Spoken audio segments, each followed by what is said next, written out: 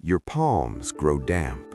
Your heart begins to drum against your ribs like a bird trapped in a cage. Your knees, the very joints that have supported your weight for years, suddenly turn to jelly. You are standing on a glass bridge in the mountains. You know, you are absolutely rationally certain that this tempered glass can hold the weight of 3 trucks, but your brain is screaming at you, "Get back." You aren't just afraid, you are experiencing a system failure. In this moment, your logic is a mere passenger, and at the helm sits something ancient, powerful, and utterly deaf to numbers and facts. Have you ever wondered where this terror came from?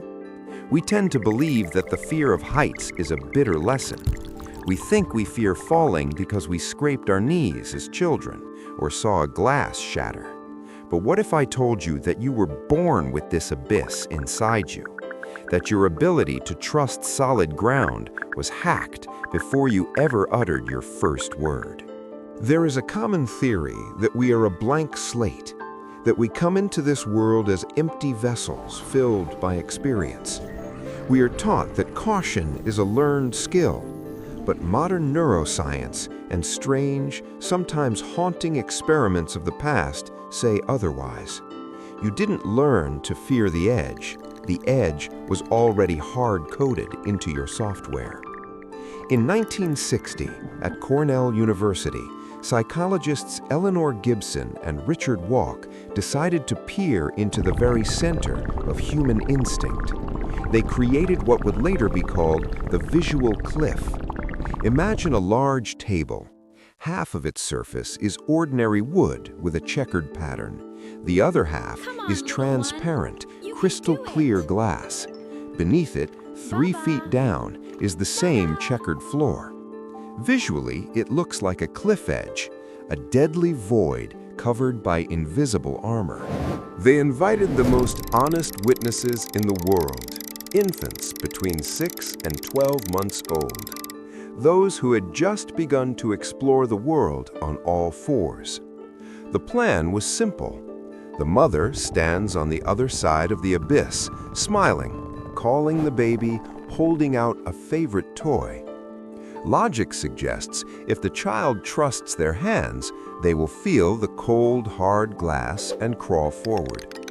But what happened made the scientists hold their breath. The infants crawled across the wood with absolute confidence, but as soon as their palms touched the boundary of the transparent zone, they froze. They tapped on the glass. They felt with their fingers that the surface was solid. It didn't bend, it was tangible. But their eyes saw the abyss. And do you know what a brain only 6 months old chose? It chose vision. The children cried, they reached for their mothers, they desperately wanted the toy, but not a single one crawled across the visual cliff. Their tactile sensations screamed safe, but their eyes shrieked death, and the eyes won. But this is where it gets even stranger. It turns out that this fear doesn't turn on at birth. It waits. It sleeps in your DNA until the very day you begin to move independently.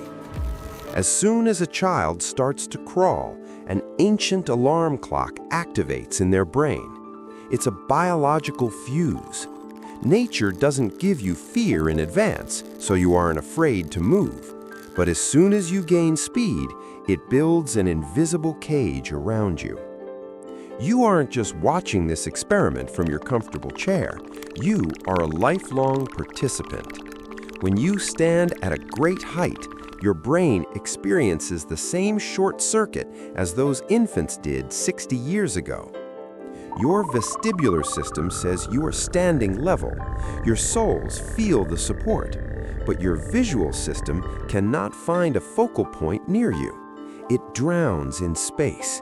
This is called a visual conflict. Your fear is not a weakness.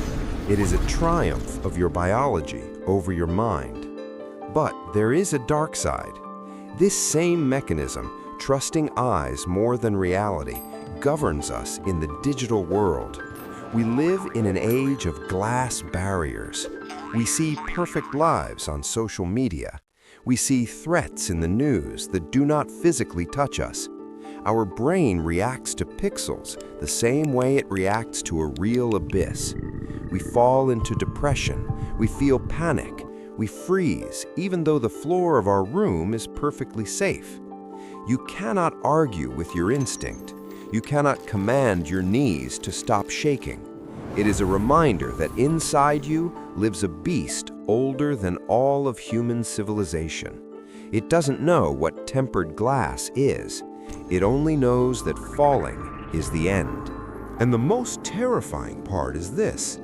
If we are so easily deceived by a simple lack of color beneath our feet, how many other abysses do we see where none exist?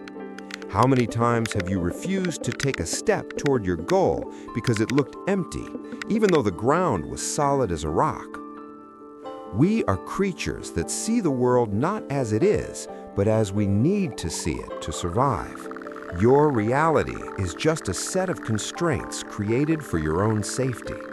But sometimes, to truly start living, you must realize that the glass beneath your feet exists, even if your eyes beg you not to believe it. The next time you feel that inexplicable impulse of fear towards something new, ask yourself, is this a real abyss, or is my ancient software just glitching again? But what if I told you that vision isn't the only way our brain distorts reality?